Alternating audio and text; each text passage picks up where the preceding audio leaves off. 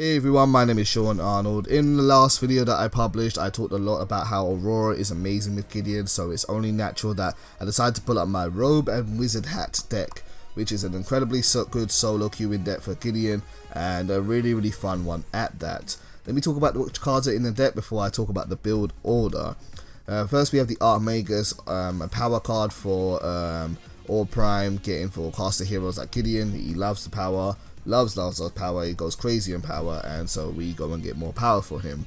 Then we have our stocking fillers. We have a mana potion, 2 mana potions, and 1 health potion. Really, whatever you want here, these are stocking filler cards. When you can't put your upgrade points into a card and to upgrade that fully, or you can't buy a new card, go and grab these for sustainability, and they're used if you have a spare slot open.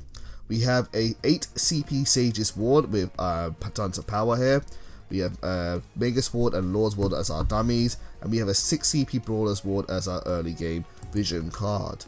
Then we move on to the right here, and we have Burst Engines. We have 12 CP Burst Engine there, a 6 CP Burst Engine, a 12 CP Burst Engine, a 6 CP Burst Engine. Then we got a 15 CP Shadow Scroll with 12 CP worth of ability penetration. We have a 12 CP Thick Blood for countering healing heroes like Phase, Chimera, Rampage, etc. And then we have Teleblink and Hydroverser. So let's get into the main build here and talk about what we pick and when we pick it, if we can let it load. We'll put the abilities on this side here, and we're going to put these to maximum level so we can see how much damage we are getting as we increase them. Main 2 damage abilities are Cosmic Rift and BlackHole. BlackHole is a fantastic AoE which really defines this hero. Burden can really help out, but you're mainly using it for its slow ability. So anyway, let's get into the build order here. The very first 2 cards you're going to go and grab is your Magus Ward, discard it, Lord's Ward, discard it, and these are your dummy wards, and particularly in the mid lane when you want a bit of vision over the river buffs, so you don't get ganked. Now the first card which I recommend going to get is Brawler's Ward, which can then be upgraded with 3 CP of power in order to get that upgraded bonus. If you don't feel safe doing that, then go for your mana potions, but Brawler's Ward should be fine for the extra vision. Just play smart and play at a distance, and your enemies can't get you. Now then we're going to go for Burst Engine, which gives you a little bit of sustainability with mana regen there, but mostly you're there just for the power. And similarly again, another Burst Engine for more and more power. Another card which you're going to go and grab before level 5 is Teleblink. Same reason why you get it in the Aurora deck is why you get it in Gideon. Many people like to use Gideon's Torn Space in order to teleport above your heroes and in order to then do your AoE. But what often happens with this is that once the Gideon gets stunned, which is probably going to happen depending on who you're facing, or once the Gideon kind of comes back down to the ground, he gets ambushed quite a lot and has no means of escape.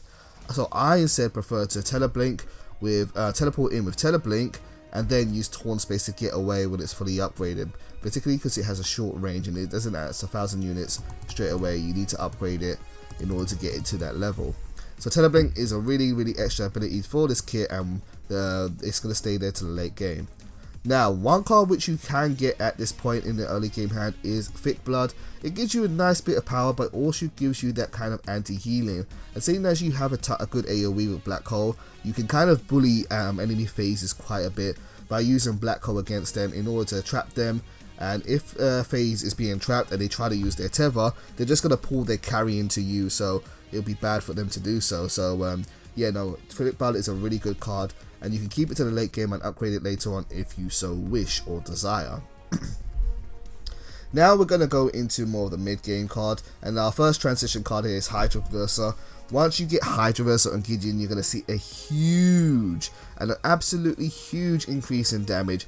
It isn't as good on Gideon as it is on someone like Bellica, because Gideon isn't very sustainable with his mana, but it isn't that hard to kind of recover mana, to be honest with you, with river buffs and teleporting back to base.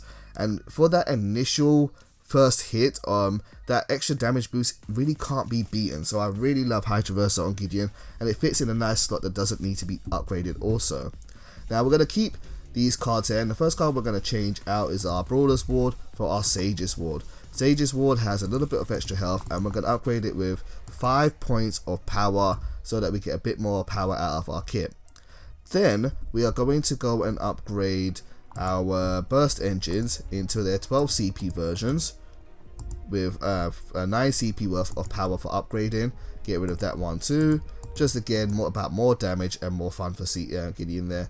And then we're going to get rid of Thick Blood for our Shadow Scroll, which is going to give us tons of ability penetration, seeing as this is a hero which absolutely will be team fighting, probably initiates a lot of team fights, and wants to do true damage to as many enemies as possible. As an alternative option to this deck, if you have an enemy phase or healing type hero on the enemy team, go for Thick Blood instead and upgrade that so it rounds out the rest of your deck. You don't get quite as much damage out of that by doing Thick Blood, but negating their healing ability is just so much for you, and it goes a lot longer. And that is it. It's a very simple build, a very direct build. Just build lots and lots of power, teleport in to do your AoE, and then get out there nice and safely. And Gideon does a ton of damage right through to the late game, and is a great addition to any team, especially when paired up with other crowd control heroes like Aurora or other high damaging heroes. He is just a whole lot of fun to play and a very easy to play hero. So hopefully that was good for you guys. Hopefully you enjoyed this video. If you did, please let me know. If you want any particular requests, let me know.